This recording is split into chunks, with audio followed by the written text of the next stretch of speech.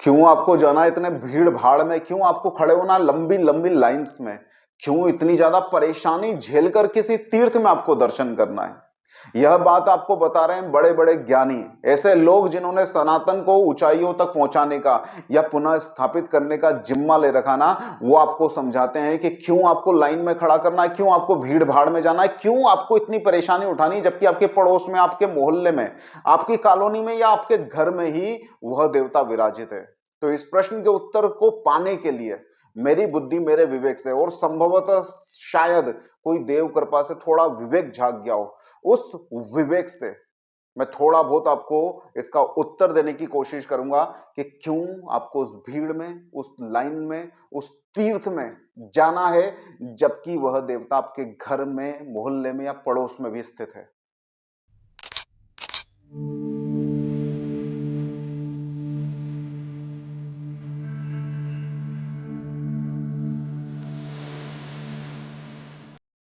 अब जो आपको कहा जा रहा है कि आपके घर में जो शिवलिंग है वही काशी में होगा, वही केदार में होगा, बिल्कुल इस बात को ध्यान से समझिए। जो आपके घर में विग्रह वो आपके घर में ही है, वो काशी में नहीं है, वो केदार में नहीं। काशी और केदार में दूसरा विग्रह रखा हुआ है।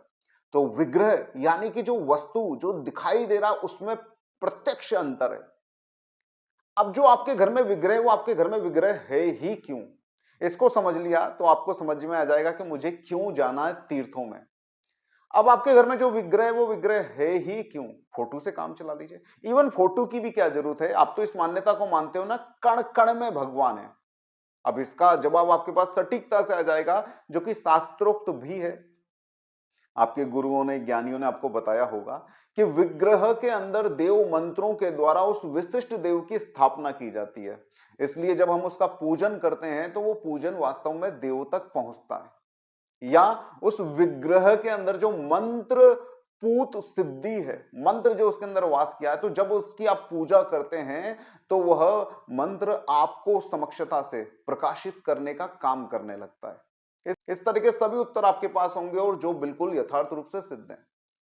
तब अब जब आप अपने घर में, अपन उदाहरण लेके चलते हैं श्रावण काल है भगवान शिव का, आपके घर में जो शिवलिंग है, आपने उसकी किसी भी तरह से प्रतिष्ठा की हो, घर के अंदर किसी भी तरह से उसको सिद्ध करके रखा हो, कुछ हजार या कुछ लाख मंत्रों से, उसके बाद जब आप निरंतर उसका पूजन करते रहते हैं तो ना सिर्फ वह विग्रह आपको शक्तिकृत करता है, बल्कि आपके द्वारा किया हुआ पूजन भी निरंतर रूप से उसको भी शक्तिकृत करता है। यही तो होता है मंत्र के द्वारा देवता की प्रतिष्ठा करना।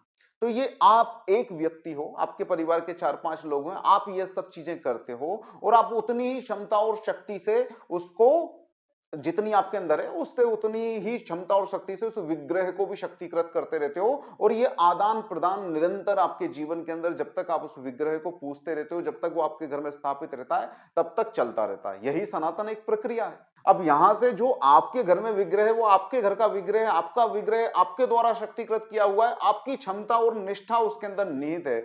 लेकिन जो काशी में है, केदार में या अन्य स्थानों पर है, हजारों सालों से जो स्थापित है, हजारों सालों से जिसका पूजन हो रहा है, हजारों सालों से जिसके ऊपर मंत्रपूत जल डाला जा रहा है, उसके अंदर निश्चित रूप से आपके विग्रह से ज्यादा शक्ति समाहित हो चुकी होगी। निश्चित रूप से वो ज्यादा शक्तिकृत होगा।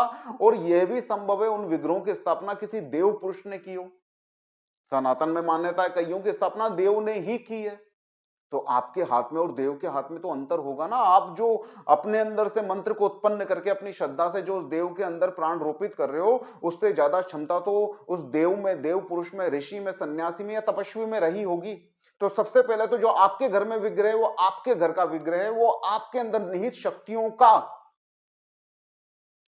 प्रदाता है या शक्ति द्वारा उत्पन्न है। और जो देव विग्रह किसी तीर्थ पे स्थापित है, उसके अंदर देव शक्ति समाहित है, उन ऋषियों की, उन तपस्वियों की, उन सन्यासियों की, और आपसे ज्यादा श्रद्धावान कोटि कोटि साधकों की, कोटि कोटि श्रद्धालुओं की शक्ति उसके अंदर निहित हो जाती है और वही उससे वितरित होती रहती है। अब ये बात आपको समझ में आ गई। अब ये बात समझ में आ गई तो क्यों हम भीड़ में जाएं उसके दर्शन करने। अब दूसरा प्रश्न आ जाएगा, जो भी ये सवाल उठा रहा है कि चलिए उसके अंदर इतनी शक्ति है तो हम सामान्य दिनों में जाके दर्शन कराएंगे, हवाई जहाज से चले जाएंगे, हेलीकॉप्टर से चले जाएंगे, बिल्कुल आसानी से जाके बिना भीड़ में जाके उसके दर्शन करके घर लौट आएंगे, एवं पिकनिक पार्टी भी बनाए आएंगे, आसपास कोई रिश्तेदार रहता होगा उससे भी मिलाएंगे। ठीक है, इस बात में भी कोई बुराई नहीं है, लेकिन हमको क्यों जाना है तपह पूर्वक, क्यों वो मेहनत करनी है, क्यों लाइन में खड़ा होना है, क्यों भीड़ में जूझना है। अब इसको ध्यान से समझिए। आप उठ के जा रहे हो घर से, कोई भी फ्लाइट ले ली, वहां पहुंच गए, दर्शन कर लिए, आ गए, लेकिन जब आप पग पग धरते हो, जैसे अभी कावड़िए जा रहे हैं, लेकिन जब आप पग पग धरते हो, जब मन व्याकुल होता है बार बार उसके दर्शन करने को कि मैं कब पहुंचूंगा कब पहुंचूंगा, जब माथे से पसीना टपकता है या ऊपर से बारिश हो रही होती है, आपको ठंड लगती गर्मी लगती, जब परेशान हो रहे होते हो, सारी शरीर गुत्थम गुत्थी में उलझा होता है, यानी कि तपस्या हो रही होती है, लेकिन मन केंद्रित होने लगता है धीरे धीरे कि मेरे कब मेरे देव के मुझे दर्शन होंगे। ऐसी स्थिति में धीरे धीरे आप पूरी तरह से कॉम्प्लीमेंट्री बनना शुरू होते हो, रिसेप्टिव होना शुरू होते हो, उस देव के पूरक बनने लगते हो, धीरे धीरे उसके पास पहुंचने से पहले पूरक बनने लगते हो कि जैसे ही उस शक्ति से आपका साक्षात्कार हो, वो तुरंत शक्ति आपके अंदर समाहित हो जाए। ये जो तपस्या है ना, ये जो लाखों मंत्र जाप करना है, ये जो भूखे मरना है, ये जो एक आसन पर बैठे रहना है, ये जो मन को बार बार समझाना है कि नहीं, मुझे कितनी भी भीड़ हो जाना है, मुझे कितनी भी परेशानी हो पहुंचना है, ये जो मन को लाना है खींच खींच के, इस शरीर को मजबूर करना है वहां तक ले जाने के लिए, इससे शरीर का जो भाव है धीरे धीरे कम होता है, मन की पकड़ मजबूत होती है देव की तरह, और मन ही उसका रिसेप्टिव बनता है। वो जो वहां पे पत्थर रखा हुआ, क्षमा करना किसी की आस्था को ठेस नहीं पहुंचाना, लेकिन वो जो वहां पर विग्रह रखा हुआ ना, वो उठ के आपके अंदर नहीं आ जाएगा। वहां पर जो अनंत शक्ति विराजित है, वो आपके रिसेप्टिवनेस को देखकर, आप कितने उस शक्ति के पूरक हो, उस हिसाब से आपके अंदर उतरेगी।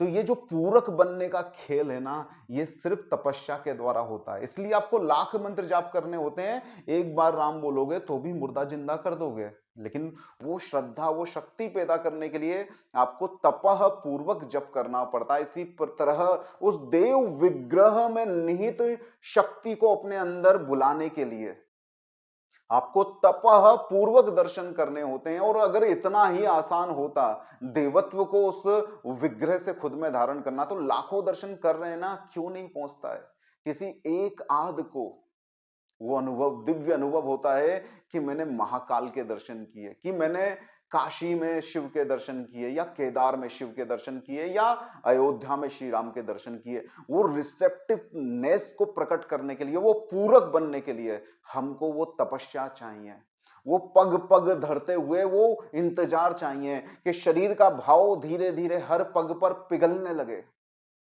वो जो आप भूखे रह रहे हो, तो ये इसका जो पृथ्वी भाव है, इसका जो कठोरता है, वो धीरे धीरे गलने लगे। वो जो आप प्यासे रह रहे हो कि इसका जल भाव तिरोहित होने लगे। आप धीरे धीरे मूलाधार से ऊपर चलने लगो। आप धीरे धीरे समस्त शारीरिक भौतिक भावों को खोकर अंतिम भौतिक जो आपकी पकड़ है, मन, जो सच में आध्यात्मिक शक्तियों को, आध्यात्मिक कृपा को खींचने की ताकत रहता है, वह मन का संकल्प मात्र रह जाए कि मुझे उस देव के दर्शन करने हैं। तब जाकर जब वो मन इस शरीर को लेकर, इस तन को लेकर उस विग्रह के सामने खड़ा होगा, तब चूंकि आपके अंदर शरीर भाव कम होगा, तो मन पूरी तरह से रिसेप्टिव होकर उस शक्ति को अपने अंदर निहित कर लेगा, और आपको एहसास होगा, वो क्षण भर का जो सुकून आपको मिलेगा, उस क्षण भर में सारी क्रियाएं हो जाएंगी कि आपको एहसास होगा कि मुझे देवत्व की उपलब्धि हुई। इसलिए जो कावड़िए जा रहे हैं ना इतनी मेहनत करके, उनकी श्रद्धा को ठेस मत पहुंचाइए ये बोल के कि इतनी मेहनत क्यों कर रहे हो, बाद में जाके चढ़ा देना। वो जो परेशान हो रहे हैं, लाइन में लग लग कर किसी तीर्थ स्थान पर 2-2 दिन लग रहे हैं, 3-3 दिन लग रहे हैं, परेशान हो रहे हैं, बच्चा गोद में है, उनके विश्वास को मत तोड़िए, उनके लिए थोड़ी और व्यवस्था कर दीजिए, थोड़ी और सिक्योरिटी कर दीजिए। ये बात आप सरकार से कीजिए कि उनको कोई क्षति ना पहुंचे, लेकिन उनके तप का मजाक मत उड़ाइए कि क्या जरूरत है। जरूरत है, जरूरत है उस तपस्या की कि उस देवत्व को धारण कर सको। सनातन तीर्थों को इस तरह की व्यर्थ की बकवास करके नष्ट मत कीजिए। अंत में ये सिर्फ मेरे विचार हैं, आप इससे पूर्णतः असहमत हो सकते हैं। आपकी अन्य किसी तरह की श्रद्धा को मैं ठेस पहुंचाने के लिए वीडियो नहीं बना रहा हूं, बल्कि आपको यह बताने के लिए कि तप का महत्व है। पहले भी जाते थे लोग तीर्थों में तो घर से पूजा करके समस्त तरह के रिचुअल्स करके उनको भेजते थे, क्योंकि उनको मालूम होता था कि तीर्थ पे जा रहे हैं, रास्ते में कोई डाकू लूट सकता है, उनकी हत्या हो सकती है, घनघोर जंगल से निकलना है, जानवर उनको खा सकते हैं। तो पुरातन समय में तो तीर्थ करना और भी असंभव जैसे ही क्रिया था कि हो सकता है वापस लौटे ही नहीं। जंगल में आग लग जाती थी, लोग स्वाहा हो जाते थे, तीर्थ यात्री उसमें मर जाते थे। लेकिन उसके बावजूद भी सनातन ने तीर्थ की परंपरा बनाई कि जो भाग्यशाली पहुंचेगा उस पूरे भाव से, उस तपस्या से, उस तरह से पूरक बन के वो देवत्व को धारण करके लौट सकता है। इस मान्यता को फैलाने की ज्यादा आवश्यकता है। उनकी सुरक्षा की चिंता कीजिए, उनकी व्यवस्थाओं की चिंता कीजिए, उनके तप के खिलाफ मत बोलिए। नमस्कार दोस्तों, जय श्री कृष्णा।